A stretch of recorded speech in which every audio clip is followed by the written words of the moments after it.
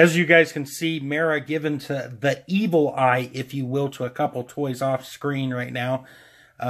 They obviously have said some very inappropriate things to this beautiful woman right here.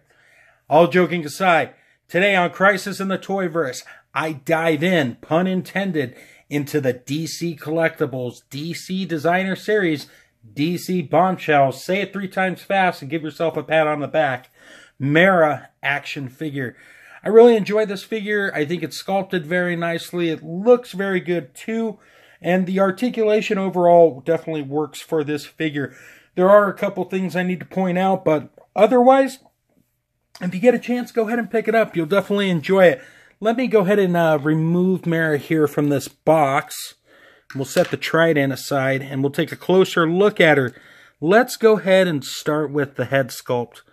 This head sculpt is probably one of my favorites. It's a very simple expression. I just think it's sculpted very good. It's one of those faces here that just really stands out in this line. In a good way, I mean, too. The hat here is sculpted too. It is non-removable, which is probably a good thing. For me, at least, because then I don't have to worry about losing it. But for those wondering if it is removable, the answer is no. Now, we bring the figure down more a little bit here. Let's look at her hair before I go that way. It is sculpted and painted very nice. It is a softer rubber, but it does inhibit the head a little bit. Just something to make a mental note of. But she has her sailor handkerchief scarf thing. It is a floating piece of soft plastic that you can spin around, and it can come off if you pop the head off. Also, she has a soft good necklace. I guess the twine's supposed to simulate the rope. And she's got a little plastic hanger right there. Done very nicely, too. The scale top piece on her is sculpted very good. It's painted well. No complaints there.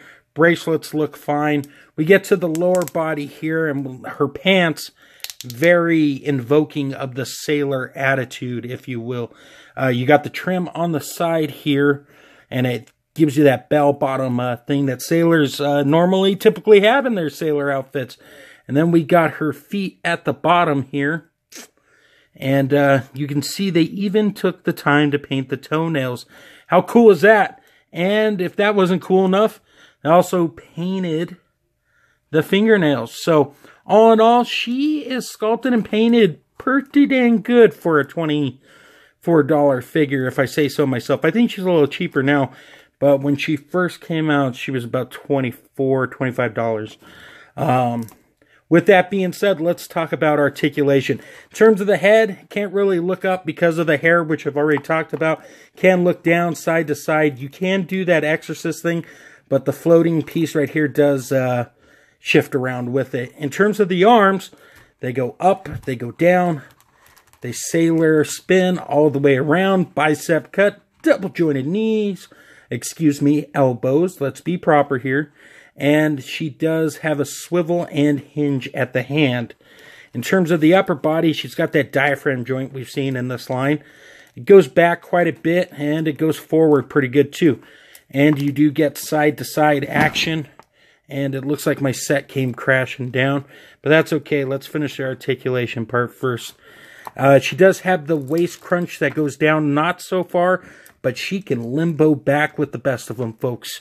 Just saying. Now, in terms of the legs, this is where it gets a little scary for me. You heard already the sound of the screeching and creaking plastic. It does worry me, but you can bring her legs out a good amount. She can kick forwards, and she can kick back, and as you just saw, the figure just came apart, so bear with me a moment while I try to put it back together. Alright gang, I am back and I got Mera fixed up. That's never happened to me before. It's like if the glue right here, and no, I'm not trying to be a pervert. It's like the glue right here came off in the factory and it didn't hold because it's very loose. So, something to make a mental note of. Anyway, she can kick forward, she can go back. Be careful because the plastic does sort of chip away at times and cut into it if you don't use those ball pegs right. She does have a double bend at the knees. Works very well. And she does have foot articulation. The hinge goes up. It goes back. And you do get an ankle rocker sort of out of it. There you go. It's going like that. So a fair amount of articulation. I can only comment on the one I have in my hands. As you saw, it came apart. But that's a quality control issue. So overall, not too shabby. Now let's talk about accessories. And there's only one to talk about, and it's this plastic trident done in this ugly gold plastic job. Like I said, the problem with this line, I think, is that they once again spoiled us very much so in the beginning, and then they took away everything in this line. Basic accessories. I mean, this should be called the DC Essentials Bombshell line, because they really cut production on it and kept the price the same. So that's kind of disappointing. No extra hands or anything. The Trident sculpted very nice. It does need a paint job though, but take it or leave it. It doesn't deter me from not buying the line. So let's do a quick size comparison and call it a day. So for our size comparison, we have a lot going on here. On one side, we have the Barbara Keene figure from the Gotham Wave by Diamond Select. And on the other side, we have the Bombshells Wave 1 Wonder Woman. And in the middle, we have the Queen of the Sea herself, Mera. Now, here are the pros and cons. The pros are this figure will work with either line, in my opinion. Although the Diamond Select line may look a little off. But at least with the Barbara figure, you can have her being a crazy person that these two take out or something of that effect. Another pro here is she's got a great amount of articulation, but I dare say it's not as good as the Wave 1 Wonder Woman. I think that figure had a tremendous amount of articulation in it that just added a little extra bang for your dollar, plus all the accessories.